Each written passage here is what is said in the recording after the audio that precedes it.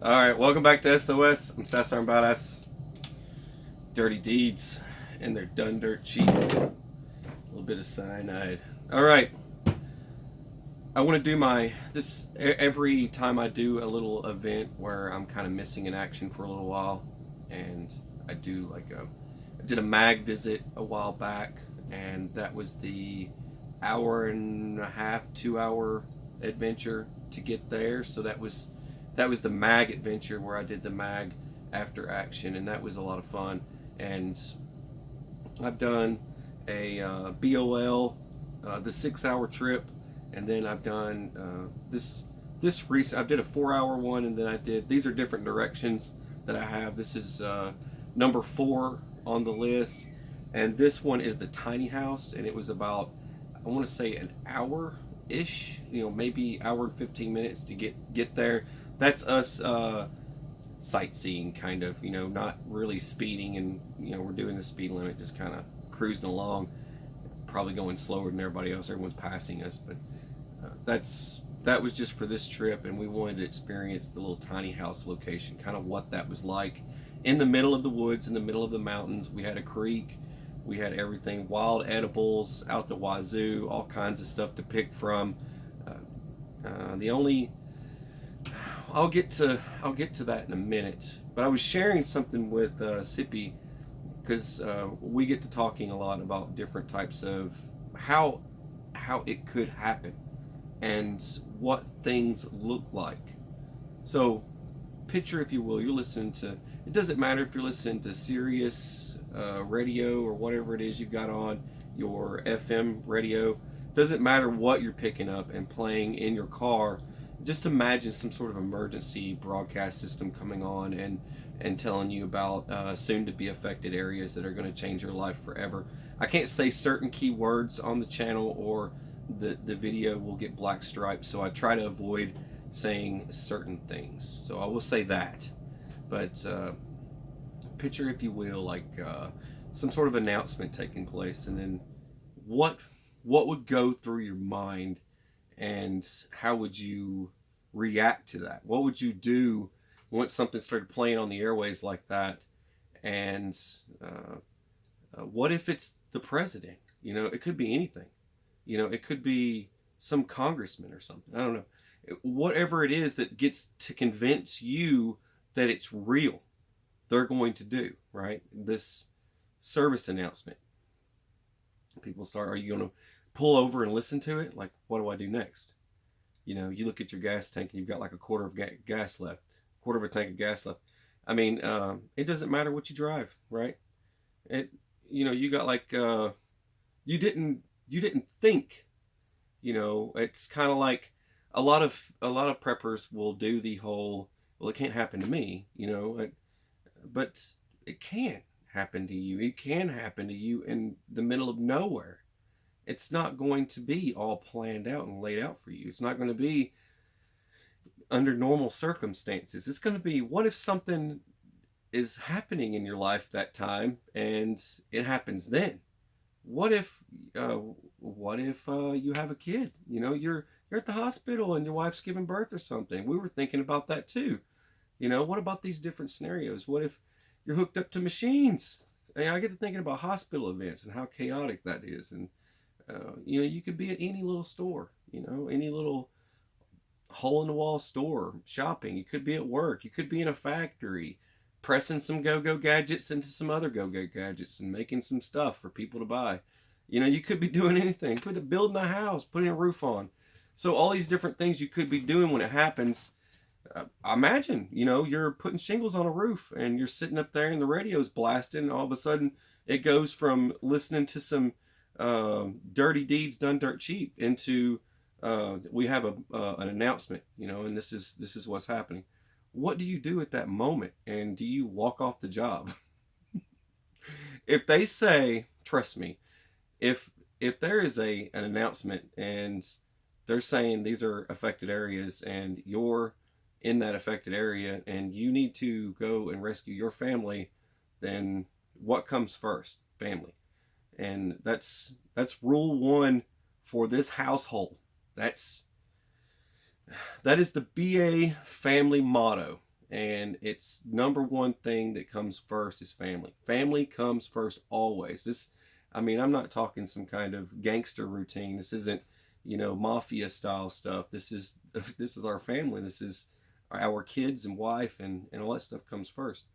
I mean, even the dog. I'll throw the dog in there too. Poor dog. You don't want to leave him for whatever's to come, right? But I think about all that stuff. When, you're driving down the road and you see an emergency vehicle, you turn the radio off that day. You decide to pop in a CD, whatever. You've got your little MP3 player, your i whatever plugged in or something, cruising down the road, and you're jamming out some tunes. We're not gonna take it, and you don't get the public service announcement, but you see emergency vehicles parked in the center of the divides on the freeways and stuff, and you're, what the heck are they doing? They're waiting for something. They're waiting for something to happen. Cars are pulled over all over the place. There's people getting out and conversating in little herds. What are they doing? Is it a parade? Is something major is about to happen. You start seeing this stuff happen already. They've already started listening to the radio, and then you're like, oh, all right, let's turn this off. And okay, you could be listening to Enya or something. I don't know. La la la, whatever. I can't sing Enya. Anyway, you unplug it. Someone's gonna get offended. It's like, I don't listen to that death metal crap. I'm no 80s rock band person. So you unplug it and you throw it in the back seat or whatever, and then you flick on your radio and you start hearing this public service announcement. And what do you do at that point? You better get your family, right? That's what I would do. But that was a scenario kind of laid out. I was kind of thinking about when I was cruising along. What if, and what if that's what it would look like when you're on the road? But there's this little scenarios that I run through. Okay, so the after action, and basically we get there. We do these camp kits, right? We keep them in the car and things. I have a camp kit. It's a box, and it's got literally everything you could think of. I'm not talking like s'mores and stuff. It's a camp kit. It's for setting up for a camp. There's even a tent in it and everything. If I can't find shelter, it's all in there, right? No, the whole thing's in there. Now, this isn't for like the truck or anything. This is for like our 4Runner. It doesn't matter what vehicle you got. Stuff a little kit in there. Like an emergency camp kit with first aid and all that stuff. I mean, your whole 9 yards. An axe, a saw, something to saw. Firewood is going to be really important.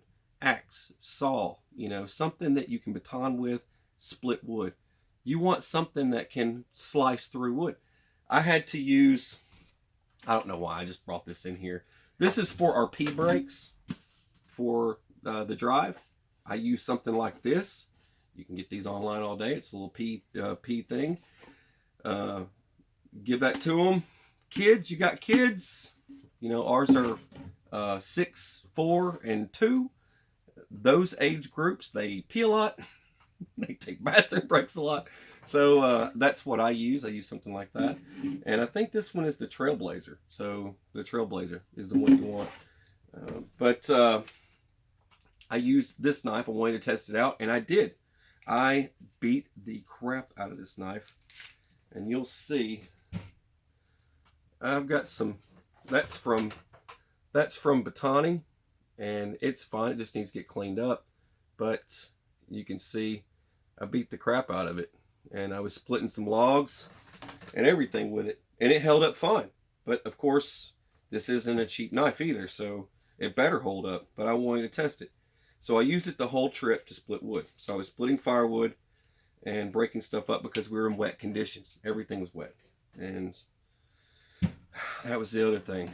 Was if it hadn't have been for I think the lighter knot that I brought with me was probably the most important item to have with me. The lighter knot, aka fat wood, whatever you want to call it. I've been harvesting it right out here in my front yard. How hard is it to harvest fat wood? Well, I harvest it in my front yard. I've got a few trees out there that I harvest it from. It's not like Sasquatch or you know, some Loch Ness monster or something. I can do it right here in my front yard.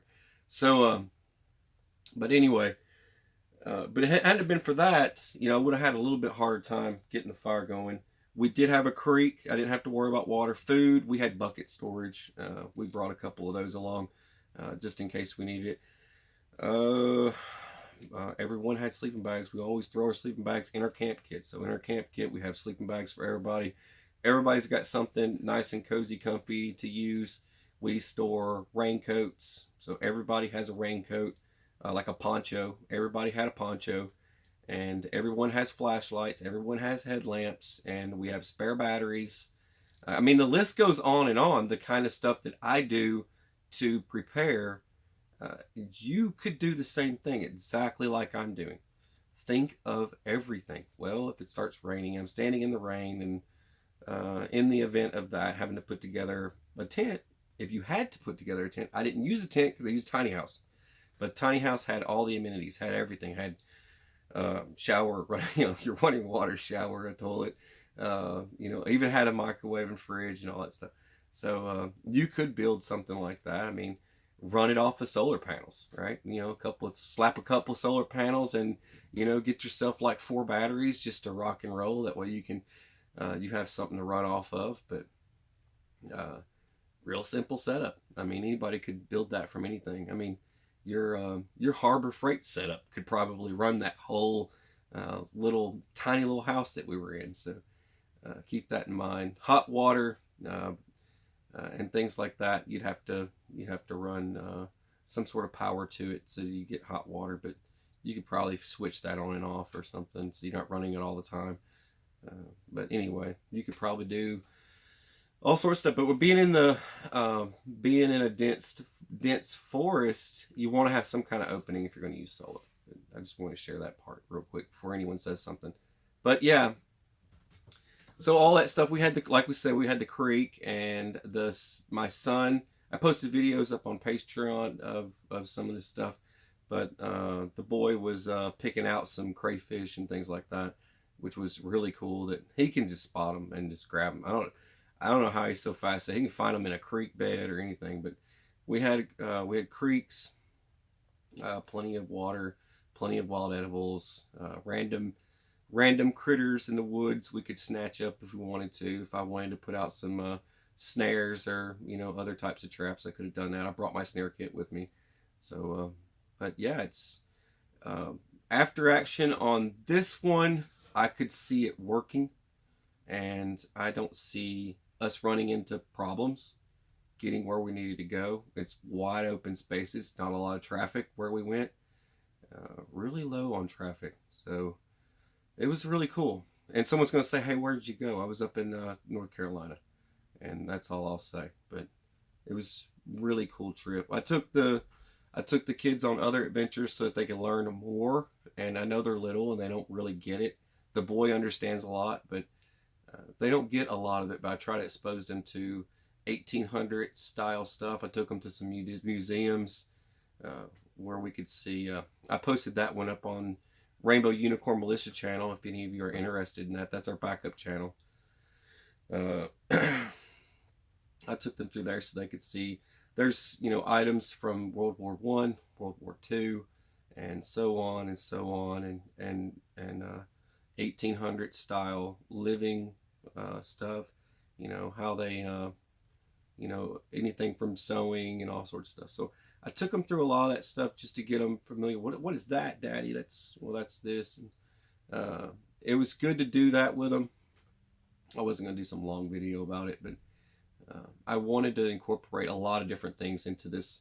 This is probably going to be our last trip until there's some sort of school break where we can do it again, because school's starting back. So everyone's kicking off school. Sippy's got school today, and the boy has got school this week, and it kicks into the full week next week. So I'm going to be busy, but I wanted to share this.